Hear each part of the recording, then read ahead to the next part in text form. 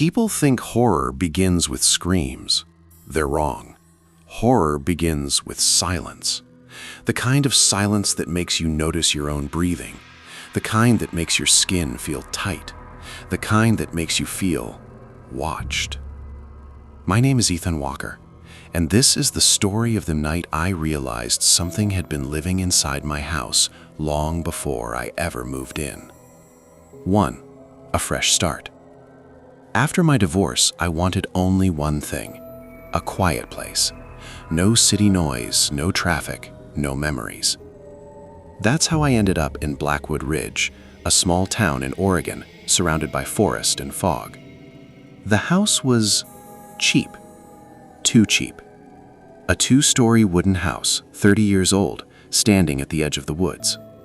The real estate agent said, "The previous owner moved out suddenly. No family, no complaints." That should have been my first warning.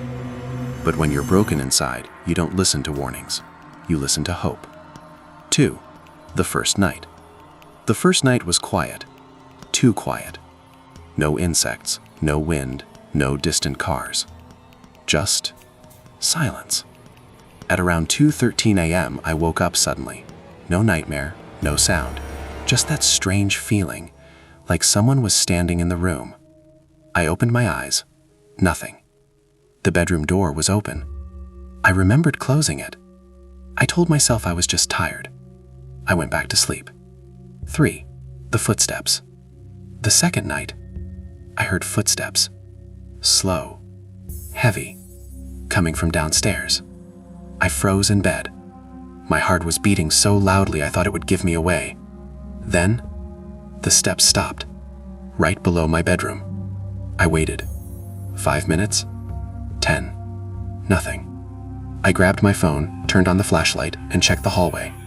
Empty. Downstairs? Empty. All doors locked. Windows closed. I told myself, old houses make sounds. But deep down, I knew this was not the sound of wood. 4. The closet door. On the third day, while unpacking, I noticed something strange. My closet door was open. I clearly remembered closing it.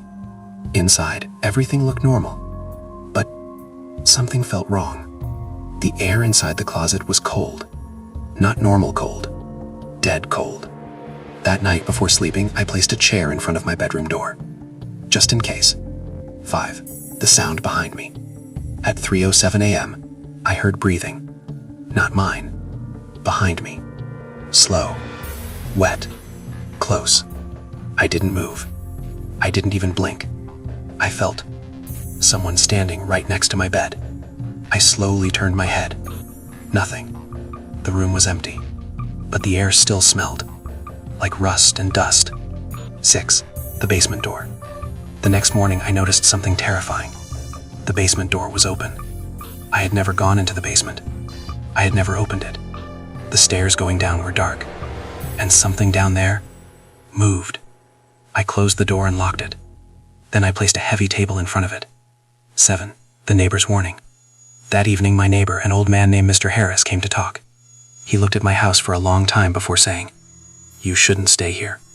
I laughed nervously. "Why?" He looked at me and said, "Because this house never stays empty." Then he walked away. 8. The camera test. That night, I set up my phone to record the living room. I wanted proof. I wanted logic. I went to sleep. At 2:44 a.m., I woke up to a loud bang from downstairs. I didn't go down. I stayed in my room until morning. When I checked the recording, my blood turned to ice. At 1:58 a.m., the camera captured something. The basement door. Slowly. Opening.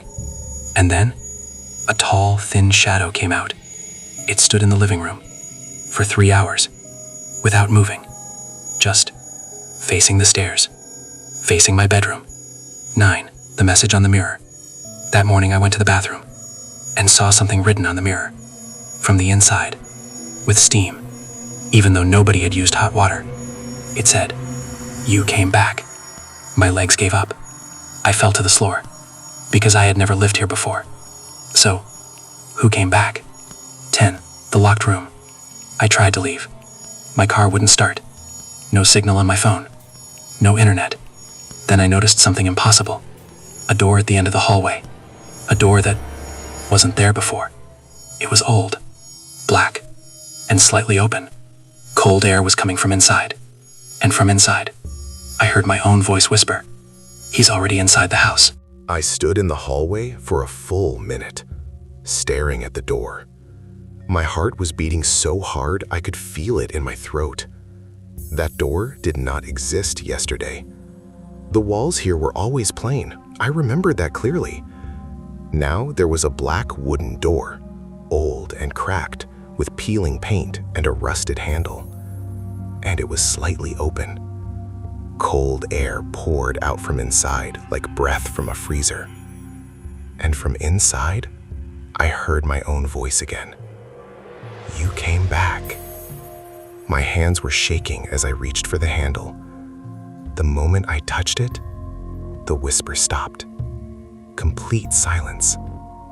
I pushed the door open. 12. The impossible room. Inside was a bedroom, but not my bedroom. This one was older. Dust everywhere. The air smelled like mold and rust. There was a small bed in the corner, a broken mirror, and on the wall, dozens of drawings, childlike drawings. All of them showed the same house, this house. And in every drawing, there was a tall black figure standing inside, watching. 13. The photographs. On a small table, I found a stack of old photographs, black and white, families, couples, children, all standing inside this house. On the back of every photo, the same sentence was written. They stayed. The last photo was not old. It was recent. It was me, standing in the living room, sleeping on the couch. The timestamp said, 2 days before I moved in. 14. The basement was open. I ran, straight downstairs. The table I had placed in front of the basement door was pushed aside. The door was wide open, and the smell, God, the smell of something rotting. I turned on the light and saw handprints on the walls, on the ceiling, on the stairs, like something had crawled upside down. 15. The tape recorder. In the basement, I found a box. Inside it, old cassette tapes, a tape recorder. One tape was already inside, with a label, "Play me, before you forget again." My hands were cold as ice. I pressed play. 16. The voice from the past. At first, just static. Then, a man's voice. Tired, broken, scared. And then I realized it was my voice. If you're hearing this, it means it reset again. You don't remember. You never do. The house doesn't let you remember. It doesn't let you leave. My stomach twisted. The voice continued. You are not the first. You are not even the 10th. Everyone who lives here becomes part of it. The thing in the walls, it learns you. It copies you. And when it's perfect, you disappear. 17. The rules list. Under the tape recorder was a notebook. Inside, written in shaky handwriting. Rules to survive the house. Never answer when you hear your own voice. Never sleep with the door open. Never use the mirror after midnight. If you see someone who looks like you, run. If you forget these rules, it has already started again. I didn't remember writing this, but the handwriting was mine. 18. The call from upstairs. Then I heard it. Footsteps. Upstairs. Slow. Heavy. Then, my voice shouted, "Ethan, where are you?" My blood turned to ice, because I was in the basement, and I did not say that. 19. The thing wears my face. I slowly walked to the stairs. Each step felt like walking to my own execution. I looked up and saw myself standing in the hallway. Same face, same clothes, same eyes, but the smile was wrong. Too wide, too empty, It spoke in my voice. You are late. The house doesn't like when you are late. 20. The chase. It started walking towards the stairs. Its movements were not human. Too smooth. Too slow. Like it was pretending. I ran. I locked myself in the basement and pushed everything against the door.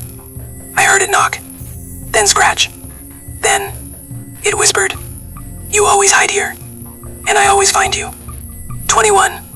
The truth in the wall. Behind one of the shelves, I noticed something. A loose brick. I pulled it out. Inside the wall were bones. Human bones. And inside a skull was a small piece of paper. It said, "This was you." 22. The house is not a house. The tape recorder turned on by itself. My voice said, "The house isn't a place. It's a trap. It's a stomach. And we are the food." Then, the basement door stopped shaking. Silence. 23. The message on my phone. My phone lit up. No signal. No internet. But a message appeared. From an unknown number. It said, "Come upstairs. I'm ready to switch."